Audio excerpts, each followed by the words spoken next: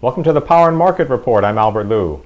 Well, gold has had a fantastic year so far in 2016, and as a result, gold mining companies have also. And joining me now is Rick Rule, the President and CEO of Sprott U.S. Holdings, someone who knows a little bit about this sector. Rick, welcome to the Power Market Report. Thanks for coming back. How are you? I'm fine, Albert. Thanks for having me back. I appreciate these interviews. I have a lot of fun doing this with you. I think we're going to learn a lot today, Rick. We have 2016 starting very kind of shakily for broader equity markets, but very good for gold. And so gold is up quite a bit, roughly 16%.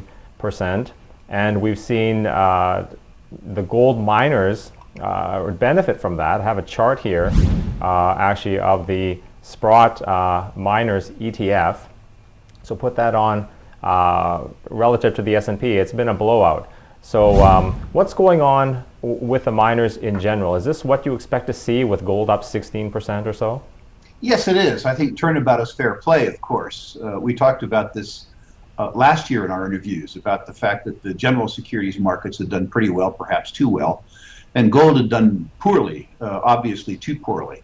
That's begun to turn around.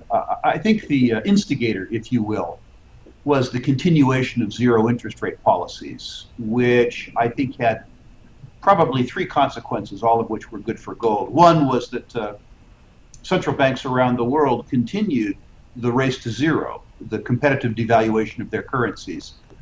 And finally, the contagion hit the US dollar. We discussed in an interview last year between you and I the fact that it's my contention that the most important component of the gold price is the attractiveness of gold relative to the benchmark saving instrument in the world, which is the U.S. 10-year Treasury. The U.S. 10-year Treasury has been in a 30-year or 35-year bull market. All good things come to an end. You'll recall 30 years ago that the benchmark interest rate approached 15% and is down now at about 1.7. Could the interest rate go lower? Could the 10-year bond go a little higher? Yes. But after 30 years, I would suggest to you that the bull market in the U.S. 10-year Treasury is almost over. Closer, certainly, to the top than to the bottom. Conversely, if you believe the thesis that gold trades inversely with the U.S. 10-year Treasury, that means that gold is much closer to the bottom than to the top, and much closer to the beginning of a run to the end of the run. Following on from that, of course, the equities were oversold even relative to the metal, particularly the small equities measured by the TSXV, which has lost almost 90% of its price, not value, price, over the last 5 years. With the equities so oversold, any encouragement that they got from the gold price was reflected almost immediately, but also dramatically in the price of gold equities. It's also worthy to note, Albert, that the only sector, the only semi-broad sector in the market that performed in the first 3 months of the year were the golds. And much of the move that you saw in the senior golds, particularly Barrick and Newmont, S&P 500 names, were generalist institutional investors who are, of course, closet indexers that had to buy gold towards the end of the first quarter so that their performance would come to incorporate the only sector in the market which was doing well, to give them some chance of earning their bonus, because most of the general investors were way, way, way underweight gold. That is, way, way, way underweighting the only sector which generated any positive performance in the first quarter. I want to pause a little bit on the comment you made about the 10-year bull run. If you ask Bill Gross, I think he'd tell you that that can be kind of a dangerous call to make. A couple years ago, were you thinking the same thing? Were you thinking, say, 3 years ago that the bull market in treasuries was almost done? I think 3 years ago I was pretty determinedly on record as saying that I believed long-term bonds were certificates of guaranteed confiscation, to quote Franz Pick.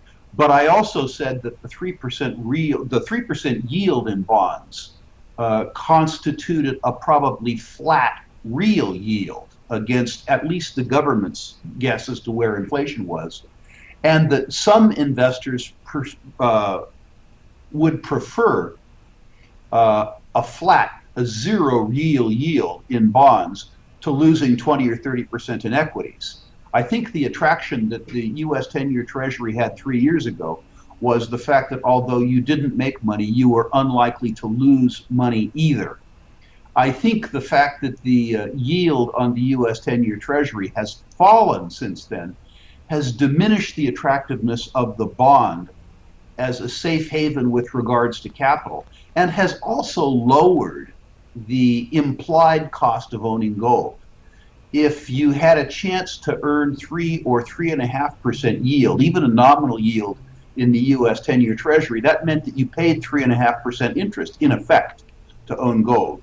The interest charge has been cut in half, which has reduced the attractiveness of the bond while simultaneously reduced the cost of owning gold, and those have been reflected in the market. Never mind the zero interest rate or sub-zero interest rates that investors enjoy, if that's the right word, in other sovereigns.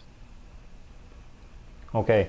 As far as gold being stoked by basically the inverse dollar expectations, we saw that this recent rise in gold started, I think, following a rate hike and following a crash in the equity markets. How much do you think that the faltering of equity markets plays into this? Because we didn't really have confidence until pretty close to March that there wasn't going to be 4 rate hikes this year. I think the decline in equity pricing has lowered the psychological cost of investing in gold at the same time that it's increased the fear trade. We've seen fear trades from time to time in the last decade, but the response has always been to the U.S. 10-year Treasury or to other sovereign instruments. I think the expectation of rocky times in the equity markets were important. And another point that you made, Albert, is very important. There's been a discussion for 15 years that a hike in the interest rates diminishes the attractiveness of gold. I understand the theory because it increases the holding cost of gold. But your readers need to dial back their reading of history to the 1970s. It's really the cause of interest rate rises that are important to gold. If the expectation is that you require more reward for lending money because the purchasing power of the money that you receive back is going to deteriorate, that's very good for the gold price. You'll remember in the decade of the 1970s, the gold price increased from $35 an ounce to $850 an ounce over the same period of time that the interest rate for the U.S. 10-year Treasury increased by 450%. So an increase in interest rates doesn't necessarily mean a decrease in the price of gold. It has to do with the macro reasons for the increase in the interest rate. I think I understand exactly what you're saying. In fact, in Murray Rothbard's treatment of the Austrian economics, he decomposes the interest rate into several components, and one of them is the basically expectation of future purchasing power. And you're saying if that is the reason that interest rates are rising, then that will be seen as favorable for gold. That's exactly correct. Interesting. So on the plot I showed earlier, I'm going to put it up once again. I had the S&P 500, the Sprott Gold Miners Index, and also the Sprott Junior Miners Index. And the reason I put this up is because it seems that basically the junior miners and the seniors have done roughly the same over this, say, 3 months. What is the explanation for that? With such a tremendous increase in the gold price, their balance sheets obviously look very different. Their cost structures look very different. Why would this be that they would perform roughly the same? I think there's probably 3 reasons that I can think of off the top of my head. One is that when the generalists come into the sector, they come into the largest, most liquid names in the sector. The generalists don't know the difference, by and large, between many of the gold companies, so they buy the S&P 500 components. They buy the ones that are easy to get into and get out of, the ones that have the size, which has, of course, driven the seniors. The second thing that drives the seniors is that the increase in gold price is most directly appropriate to the seniors because they have large existing production profiles where their margins increase. One can expect the juniors to move after the seniors have moved, because what the increase in the gold price does there is increase the juniors' leverage, both in terms of their smaller production bases, but probably more importantly because of their latent assets. Rock resource, if you will, that they control that may or may not be economic at current gold prices, but could be highly economic at increased gold prices. But what we see in this market is precisely what we expect. The gold price moves, then the senior golds move, then last, the junior golds move. But the juniors move the furthest. Okay, but we're seeing them react sort of the same. Are you saying that perhaps that investors in the senior gold miners have overreacted, or are you saying that the junior mining investors have pulled forward future gains, anticipating even a higher price in gold? I think that what happened is a little unique this time in that the junior golds were even more oversold than the senior golds. It didn't take an awful lot of money to move the junior golds, but one would expect, if this bull market continues, that the juniors will begin to outpace the seniors. When the gulf, the delta between the juniors and the seniors becomes extreme, that'll be a good indication that the bull market is long enough of tooth that we should begin to consider an exit. Okay, so we have gold up, we have oil still struggling. Apart from the actual gold price and energy costs, what other concerns do you look at when valuing these companies? Are you talking about the gold companies particularly? Yeah. I think with regards to the gold companies, the principal risk with regards to the gold companies has been a 40-year history of malinvestment, either overpriced takeovers or stupid capital allocation decisions. One of the things that I really like about the gold bull market that we're in right now is that the memory of the stupid capital allocations is so fresh that I think it's unlikely to be repeated for 24 to 36 months. I think we're going to get a run in senior golds that won't be matched by an increase in stupidity for the next 24 to 36 months. So I think we're going to get unvarnished benefit from an increase in gold price without being punished by stupid management decisions for a while, something that we haven't seen in the last 3 runs in gold. Okay, and then finally, before we move on, if I throw up a chart of the GDX for the last 10 years, you see that this move that we've had in the last 3 months is minuscule in comparison to where this index has been. Where do you see it going, say, for the rest of the year? Well, I think that's very important. It wouldn't make me uncomfortable to see both gold and the gold miners indexes pause to digest the gains or come back a bit. The truth is that this is one of the most volatile sectors on the planet. It has had what is in absolute terms a nice up move, but in relative terms, as you point out, relative to where it's been, the move is minuscule. Having said that, retrenchments of 15 or 20% are absolutely commonplace in equity markets generally, but in resource equity markets particularly. These are the most volatile instruments, financial instruments available on the market. And one of the things that will occur in this bull market, if past is prologue, is that if we get a retrenchment, which is not unlikely, many people will be shaken out precisely because they don't pay attention to the chart that you have up right now. Albert, it's important to remember that people's expectation of the future is set by their experience in the immediate past. And in resources and resource equities, the experience in the immediate past has been catastrophic. People have been spanked every quarter for 5 years. The expectation then is to be spanked again. And a retrenchment, a slight decline, a pullback becomes, in the mind of investors, confirmation of their fears. I have seen in bull market after bull market, people who did a reasonably good job of buying at the bottom, having been shaken out earlier in the decline, getting shaken out again because their expectation is the worst, because they pay attention to the 20% up move. They don't pay attention to the extraordinary down move that preceded the up move. If that happens, do you think we'll retest that low that we put in at the end of last year? I don't. I think we're up off that low, and I think we're up off that low for a variety of reasons, including the attractiveness of gold relative to sovereign debt, and including the unbelievably oversold nature of the mining equities, and the fact that, as I say, their participation in the gold price increase should be unsullied by management stupidity for at least 2 years. Okay. I want to talk about gold, the commodity, before we move on. It seems like just like interest rates that are made up of many components, it seems like the demand for gold also has a couple of different components, the fear trade, but also the commodity trade. Gold is still included as a commodity. It exists in many of those baskets. Do you think gold has been hurt sort of unnecessarily or undeservedly by its commingling with other commodities in these baskets? I don't particularly. I think while gold can be viewed as a commodity and it can be viewed as a consumer good, as an example in religious iconography and in jewelry, that gold occupies a unique place in the investment spectrum. If it were a commodity if it was as much as a commodity as the other two precious metals, the PGM metals and silver, I think it wouldn't have outperformed the other two so dramatically in its own rebound. I think it has a unique place.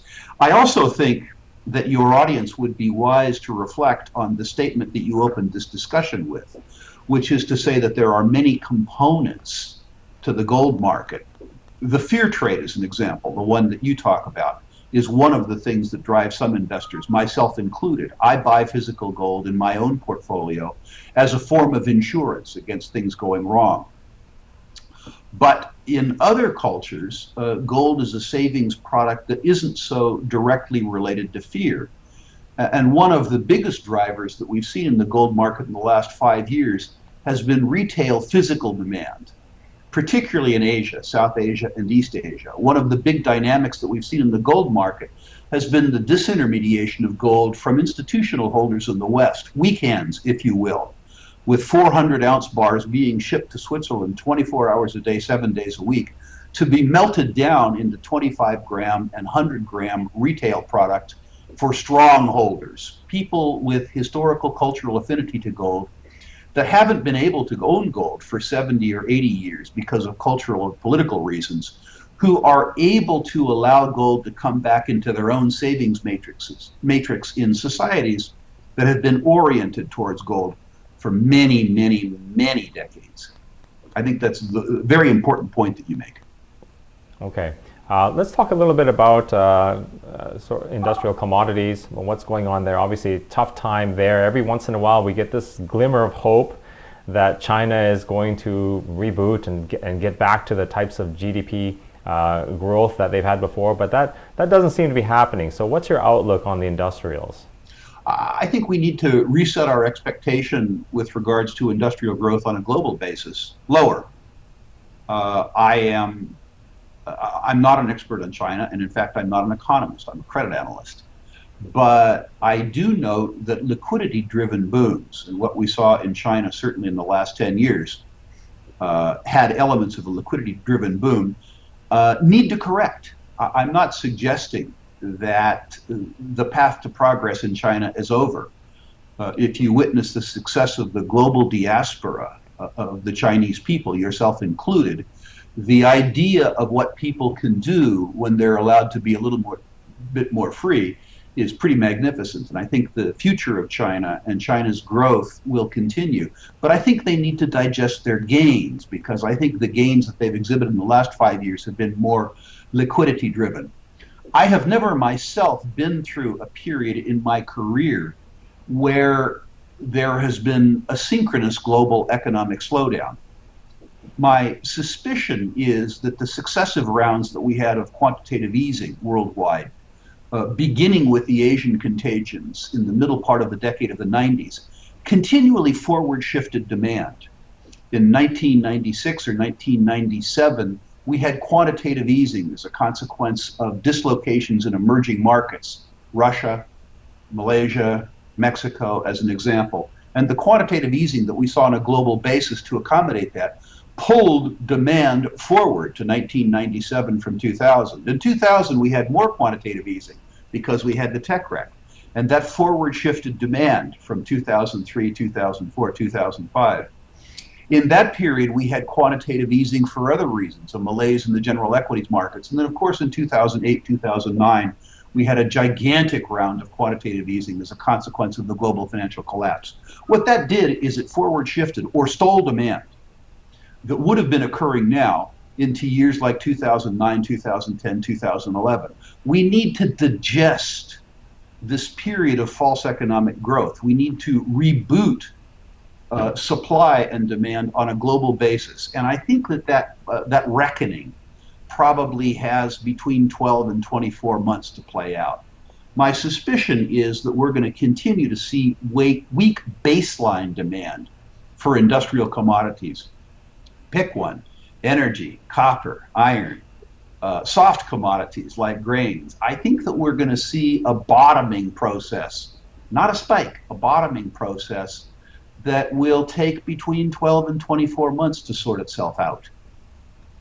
Okay, so this digestion you refer to is probably more accurately defined as indigestion.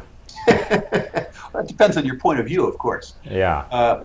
We've discussed on your show before the fact that you resolve commodity bear markets one of two ways: either through demand creation, which is where the extraordinarily low price of commodities increases utility among users for the commodities, or supply destruction.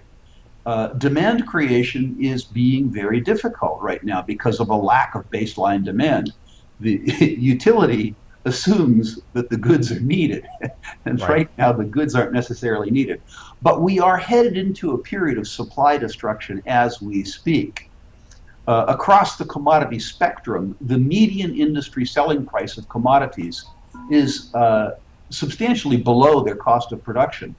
In the oil business, as an example, it is estimated that the global cost to produce oil, including the cost of capital, and of course one must pay for capital, is about $60 a barrel. That's different than the lifting cost, of course.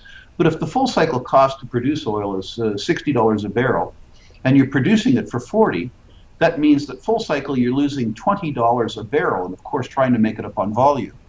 That doesn't last very long. And the same thing can be said across many, many, many commodities. The impact of that over time is that you cannibalize your ability to produce. You destroy supply. And that's important because when you destroy supply, as supply and demand comes in balance and the commodity prices begin to rise, the producing industry doesn't have the ability to match price increases with supply increases because they've destroyed their ability to produce. We saw that in the 2000 bull market, where price increases in commodities weren't met for 5 or 6 years by increases in supply, because the increase in supply takes so much capital and so much time. And my suspicion is that the longer that we last producing commodities for above the cost that we sell the commodities for, the more productive capacity we will destroy, and hence the more violent and the more exaggerated the eventual rebound. Okay. I read at some point that that silver supplies would be adversely affected by the supply destruction in some of these industrial commodities. Is that true? What's your opinion on that? Is silver going to be sort of suffer collateral damage? That will and is occurring. Most silver produced, new mine production at least, as much as 80%, as I understand it, of global new mine silver production comes not from silver mines, but rather from gold mines, copper mines, and lead zinc mines, particularly lead zinc mines. And if the price of lead and zinc stays below production cost for any substantial period of time, and we continue to see the shutdown of volcanogenic massive sulfide deposits, lead zinc deposits, silver production will begin to decline precipitously. Similarly, if we see the copper price below, in the sort of 225 range for the next couple of years, you're going to begin to see a dramatic decline in copper production, both from VMS deposits and from porphyry projects. And you'll see a concomitant decline in byproduct silver production, particularly in Poland, where the very, very large mineral deposits there, although copper dominant, are extraordinarily large producers of silver. That's offset a bit by better recycling technologies. The ability of the silver recycling industry to capture non-photographic waste silver stream has been a real surprise to me over the last 5 years, and is one of the things, other than soft industrial demand, that have kept the silver prices in balance a bit. Okay. But like you said, this is partially offset because I don't think that the technology has improved, say, in the last 6 months No, enough to offset what's going on in base metals. absolutely. Would that cause you to be even more bullish on silver than gold? Because silver investors, I guess it's a smaller market. You have this supply destruction. It's been beat up a lot lately. It seems like a nice setup for a good rally. If you're a bullion investor that's driven by greed, price expectation, rather than a bullion investor like myself who is driven by fear, the answer to that is yes and yes. Two things have happened historically. The silver price has fallen the gold price, but it's magnified the gold price. The other thing that's happened that people don't pay attention to is the democratization of savings products in East Asia and South Asia. The availability of saving in metals to people who have a cultural affinity for saving in metals, but were prohibited from doing so for political reasons for the last 60 or 70 years. Silver is, of course, truly the poor man's gold. People who can't afford to save in increments that would be suggested by gold purchase have to save in silver. And the importance of that is very difficult to overstate. The continuing slow increases in prosperity and in disposable incomes, and hence savings in South Asia and East Asia, will manifest themselves more importantly in silver than they have in gold. Okay, great points. I want to talk a little bit about currencies and credit markets. Let's talk about first with high yield. We see yields have fallen recently, and I think it was Carl Icahn came out not too long ago in a discussion with, I think it was Larry Fink, and expressing his concerns about general liquidity, I guess, in the junk bond area, and pointing the finger specifically to ETFs. So can we start with that subject first, and then just move on to a greater discussion on high yield? What do you think about the ETFs? Are they masking an underlying liquidity problem in high yield? Yes.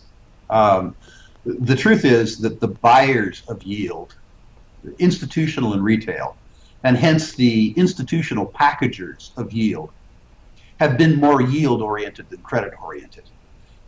It has been a fact that you can't deny for the last 15 years that in junk bond issuances, the market came to view a bad 8% yield as better than a good 7% yield. In other words, people bought 100 basis points much more aggressively than they bought a good credit. And that's going to have really, really, really ugly consequences. The other thing that's happened is increasingly investors have looked towards managed accounts in junk debt that offered low fees, that is the ETFs, rather than good credit control. And what that means is that the population of lousy credits, both in the market in general, but also in the ETFs, is going to be very high. And as credit quality continues to cause people to disintermediate or leave the ETF markets, their ability to sell the underlying issues, particularly the bad issues, which are increasingly illiquid, will, I don't think might, will result, I think, in a train wreck in the publicly traded junk debt markets. The structure of the junk debt market is broken. It's broken for two reasons. It's broken because people bought junk debt for yield without a focus on credit quality. It's also broken because aggregations of capital in ETFs became A, too large, and B, too yield rather than credit conscious. And there's no happy way out of that dilemma. Are you pointing to a problem with ETF structures in general, or are you just pointing to this particular case, high yield bond? Well, I think ETF? yes and yes. I think that junk debt markets are going to face problems across industries. I'm, of course, only academically interested in junk debt outside resources. These blow-ups, I hate to say it perversely, but they amuse me. They're studies in human nature. People almost always get what they have coming to them, and occasionally they get it good and hard, and that's going to happen in the general junk debt market. The resource debt market interests me both because of its potential to punish me, but more importantly now because of its potential to reward me. I believe that resource junk debt will be even more volatile than broad junk debt markets. And broad junk debt markets are going to be extremely volatile. Specifically, Albert, we have a great train wreck coming up in energy junk debt. Once again, people in junk debt, believe that a bad 8% credit was better than a good 7% credit. And that's going to have horrific consequences in an industry where the selling price of the commodity that services the debt fell from $90 to $40. That $50 that went to money heaven all came out of margin, all came out of debt servicing capabilities.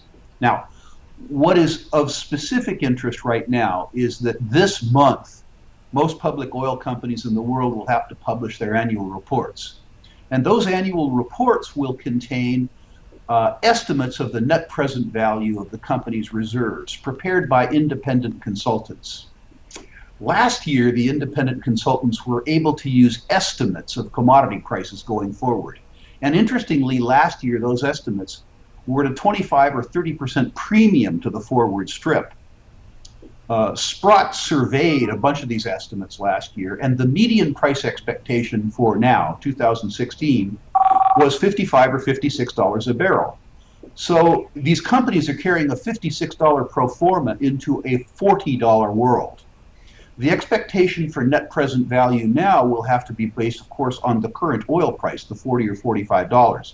You know as an engineer, Albert, that present is a very important component of net present value. What that means is there are going to be substantial write-downs of companies' proved, developed, producing reserves. And these write-downs will conflict with the debt covenants in the senior banking facilities, the revolving credit facilities, causing them, in many cases, not any longer to be interest-only revolving facilities, but either to have partial calls, that is, the requirement for partial paydowns of the facility, or having them turned. And remember that in almost every case, the junk debt is subordinated to the senior debt. If you can't service the senior debt, what happens to the junk debt? I see I see an almost comical train wreck coming up in the third and fourth quarter of this year as the proved, developed, producing reserve net present value estimates collide first with the senior revolving credit facilities, and the senior revolving credit facilities clashes with the capital structure, with the junk debt last. This is a $3.5 trillion market if you include the revolving credit facilities and the junk debt. And I see a crack up of truly epic proportion. Now, this will reward people who understand the credits and understand how to do credit analysis. Because remember, the same people who bought these credits without regard to the underlying assets will sell them without regard to the underlying assets. They, of course, won't take the blame themselves. They'll say that oil and gas are bad businesses, parenthetically, four-letter words, and they'll throw out the good with the bad. And I suspect that one will be able to make equity-oriented investments in the junk bond market. Imagine, if you will, Albert, a decent 7% credit, one that is ultimately serviceable, that's selling at 50 cents on the dollar. All of a sudden, your 7% yield, because you bought it at 50 rather than 100, is at 14%. Imagine also that this bond has 4 years to run. So in addition to getting a 14% running yield, you are accreting a 12.5% increase in yield to maturity, because they have to pay you off at par in order for the underlying shareholders to have any value. If you add the 14% with the 12.5%, all of a sudden the total yield that you're looking at is almost 30%. Equity-like yields, but in the bond market. And despite the fact that we call these things junk debt, it's important, Albert, for your listeners to remember that the worst piece of debt is better than the best piece of equity on any individual balance sheet. I see a tremendous opportunity coming up in the junk debt market, and I suspect that the turbulence in the energy credit market will spill over into minerals and mining junk debt and spill over further into every sector of the economy that has substantial exposure to junk debt. I see the opportunity to make once in a decade style investments beginning in the third quarter of this year and extending all the way through calendar 2017. I'm sorry for those of your listeners who will ride into that party, but the people who come out of it employing capital intelligently will have a once in a decade opportunity.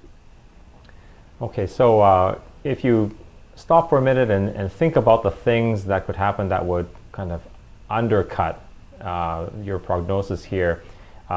If you change teams and you're a creditor in this situation, you're a bank or you're actually running one of these companies, what are the things that you could do to avoid this train wreck that you think is coming in Q3 or Q4 of this year, including breaking the rules, changing the rules, doing the things that they do that sometimes are necessary, they find necessary to avoid problems like this? Well, that's a very good point. One thing that you can do as an issuer is put the company in Chapter 11, put the company in bankruptcy, and then appeal to the court to change the rights and responsibility of every class of creditor. And I suspect that will happen. In response to that, wherever possible, at Sprott, if we're buying junk debt, we buy Canadian domiciled junk debt because the bankruptcy procedure in Canada follows the rule of law, British common law. That is, in the bankruptcy procedure, a receiver is appointed who may or may not hire the existing management team to manage the estate of the creditor through the bankruptcy process. But importantly, the judge is charged with adjudicating the dispute according to the rules of law and according to the rights and responsibilities of contracts that existed before filing. In the United States, in Chapter 11, you have a very different situation. The judge is given the authority to rearrange the affairs of the creditor in the interest of all stakeholders as he or she sees fit. So in the United States, the outcome is much more random. So that's why, from an investor's standpoint, you need to comb through the wreckage and either obtain your interest at a deep enough discount that you can survive the idiocy of Chapter 11, or for most of us, look for issues that are the least bad, that don't have the probability of going into bankruptcy, but are, if you will, parenthetically, babies being tossed out with bathwater. You know, it's interesting. So I'm wondering if you see a spread between Canadian and U.S. issued junk bonds, and if you didn't, would the appearance of a spread suggest that bankruptcy is nearing, according to the market? There isn't a spread. We think a spread may develop. The Canadian issuers are trading off as a function of the lower liquidity in Canadian markets. My suspicion is that the superiority of the Canadian bankruptcy process has been lost because many investors hope that the situation that I described won't occur. Also, because the size and sophistication, the liquidity of the Canadian market is much smaller than the U.S. market. And so the liquidity in the U.S. market is much greater than in the Canadian market. One of the problems with the Canadian junk market, even the Canadian listed junk market, is that on occasion you have to make an appointment to make a trade, while the U.S. market is only illiquid relative to the size of the ETFs they're going to have to get out. For people like you and I, the U.S. junk debt market, for mortals, is liquid enough that one can enter and exit. For the enormous pools of capital aggregated by the junk debt ETFs, the liquidity offered by the market is insufficient. I see. Okay.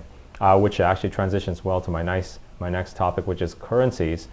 With what's been going on, so particularly low interest rates or negative interest rates, I'm wondering if that's changed the way, maybe not you personally, but Sprott and other big players, has it changed the way you look at safe haven currencies, or do you still look to US dollar, Japanese yen as large liquid pools that you can exit into in times of crisis?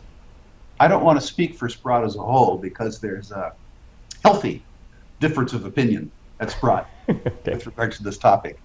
I used to take basically the contra position to our in-house technical guru, Paul Wong.